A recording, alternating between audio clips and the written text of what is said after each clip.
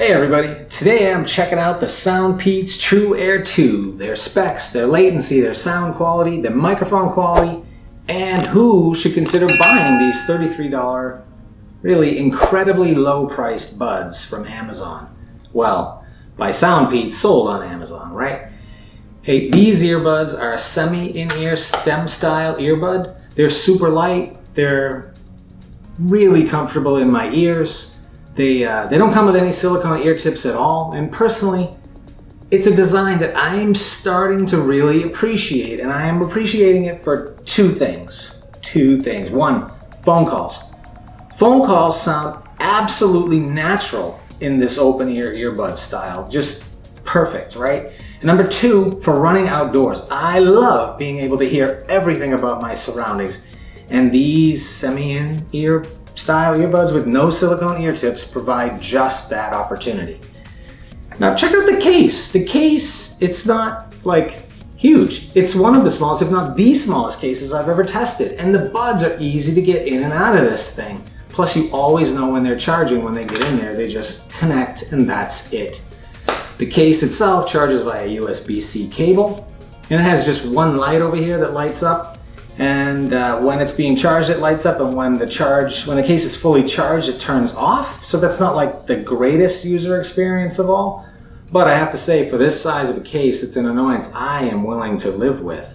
The buds themselves will last 5 hours on a charge and 25 hours with that charging case. These buds do not have any kind of active noise cancellation, and they do not provide any kind of passive noise isolation either. So when you wear these, you hear everything going on around you, which is what gives it that really natural phone call quality, at least for how you perceive it. Now, they do support aptX for high definition audio, and they will give you a lag-free video watching experience. But I would not recommend these for gaming. They do not offer any kind of a dedicated low latency mode, and therefore for gaming it will be not so great. Now the touch controls, they control everything on these earbuds, including the volume and the voice assistant. Soundpeats has really found a way to make great touch controls, and these are just very, very good. These earbuds also have the latest Qualcomm 3040 chip, just like in the Soundpeats H1, and that chip comes with true wireless mirroring technology, which is a fancy way of saying that you can take one of these out, you can take the left or the right or both, it doesn't really matter, you can put one back in, the other back in. They will just stay connected to your device. Either one, mono mode, will work. And you can swap them independently to your heart's content. They will just keep working. And the Bluetooth range I tested at 84 feet, which is really very strong. And I didn't have any problems with these during any of my runs or workouts using these earbuds. But I would say that there was a couple of times where I went to change the volume or something, and it just kind of clipped out for like a second and then refixed itself. I don't know if that was because they were kind of like in a hibernation state trying to save battery or whatever, but it was a small annoyance that I think is worth mentioning, but I don't think it would deter me in any way, shape, or form from using these on a regular basis. Now the buds themselves are IPX4 rated. That means they're usable in the rain, and you could certainly get sweaty using these on a workout. But let's talk about that sound quality. And before I get into the sound quality, just remember, these are $34 earbuds, people. $34. And that's not even an excuse. It's just to say that they sound really good for $34. They have huge 14.2 bio-compound dynamic drivers, and they really do deliver on bass. I mean, 14.2 millimeter drivers are really large, but they're certainly not uncommon in an earbud with no silicone ear tips, because the manufacturers know they have to find a way to create bass somehow. And larger drivers are just needed when there's no seal in your ear to deliver that bass. And I will say it again, these do deliver solid bass. Now, it's not like a super sub bass body cavity rumbling bass like you can get in some other earbuds that have that deep seal, but it is a satisfying bass that makes these really enjoyable to listen to. And it's not even like the bass is the star of the show with these. The super wide open soundstage that you get from these just make things feel huge, and the vocals and the high frequencies are really the shining stars of these earbuds. They position the vocals really nicely in the center of the soundstage.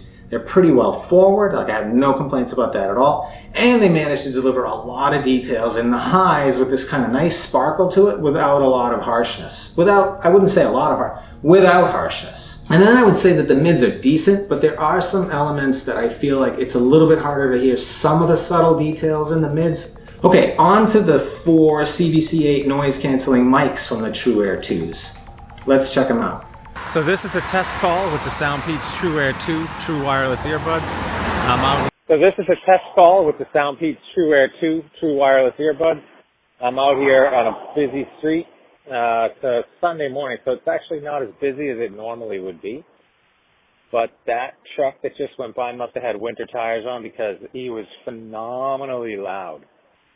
And here we go. We've got a couple of cars coming in the other direction, but the goal of this call here is to see exactly how the performance of the Soundpeats TrueAir2 will work out with background noise, and see how well they pick up the sound of my voice over the background noise. And this is an example of how the TrueAir2 would sound with no noise in the background.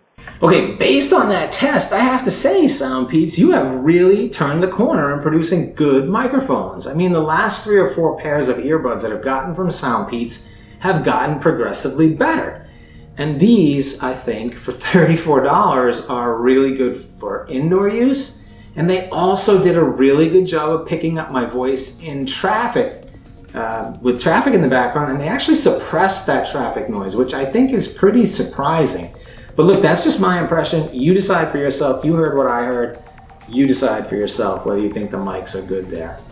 So here's how I would recommend these earbuds, the TrueAir2s. Incredible value for $34.